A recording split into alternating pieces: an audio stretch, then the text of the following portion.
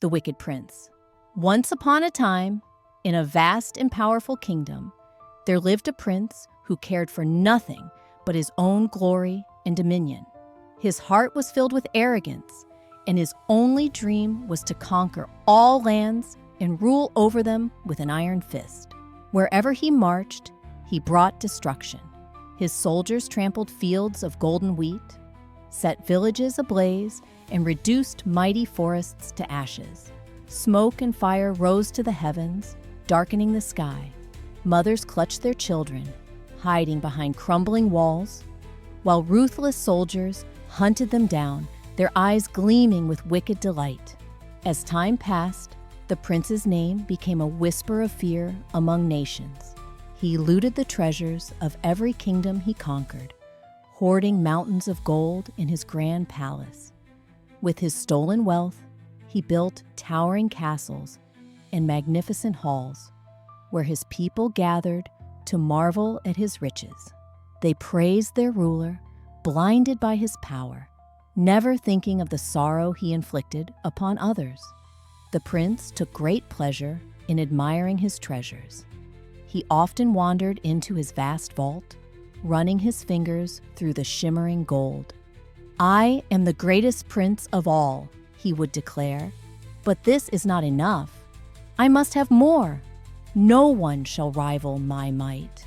And so, he set out on new campaigns, capturing more lands, humiliating defeated kings by chaining them to his chariot and parading them before his people. When he feasted, these fallen rulers were forced to kneel at his feet, scrambling to eat the scraps that fell from his table. Yet, despite all his wealth and power, the prince desired more. He wished not only to be feared, but to be worshipped. He ordered grand statues of himself to be placed in every marketplace, palace, and even in places of worship. One day, the head priest of the kingdom dared to speak against him. "You are mighty, my prince, but the power of the Almighty is greater. We follow His will, not yours." The prince laughed mockingly.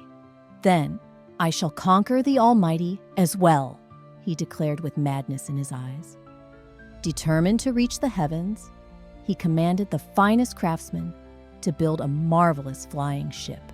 It was adorned with shimmering jewels, its sails spread like the iridescent tail of a peacock.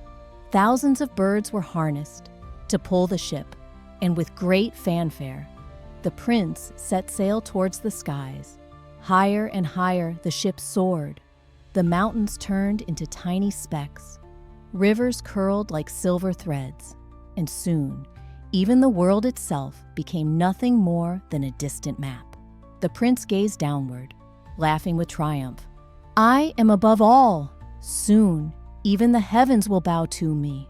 But just as he reached the clouds, a celestial being appeared before him. The prince, blinded by his arrogance, attempted to cast a dark spell upon the heavenly messenger. But the being was untouched. With a mere flick of its hand, the ship trembled. A great force struck it, and the prince's magnificent vessel began to fall. Faster and faster it plunged, tearing through the sky like a wounded bird. The prince clung desperately to the rails, his voice trembling with fury. "I will not be defeated. I will rise again!" The ship crashed into the earth with a thunderous roar. The prince, bruised but unbroken, rose from the wreckage, his mind still consumed by ambition. He vowed to build another ship, even grander than the last.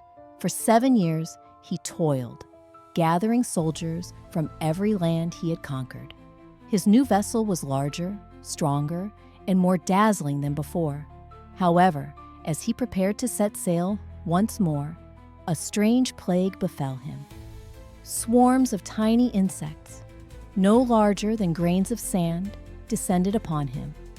They bit his hands, his face, his very flesh. No matter how he tried to shield himself, the relentless creatures found their way through. In desperation, he ordered his servants to cover him with heavy silk. The insects vanished, except for one, the smallest yet most persistent of them all. It slipped beneath the layers and found its way into his ear. The prince howled in agony, clutching his head as the tiny creature tormented him. He banged his head against the walls of his palace, pleading for relief. "Make it stop! Make it stop!" At last, broken and defeated, he fell to his knees. "Almighty One!" he cried. "Forgive my pride. Spare me from this torment." At that moment, the tiny creature disappeared, vanishing into the air. His soldiers, who had once trembled before him, now watched in disbelief. Their mighty ruler had been defeated, not by swords or armies, but by the smallest of creatures. From that day forward, the prince never sought to conquer again. He had learned a lesson more valuable than gold, that arrogance leads only to downfall, and true greatness is found not in power, but in humility. Moral of the story: do not let pride and cruelty blind you, for even the smallest force can bring down the mightiest of rulers.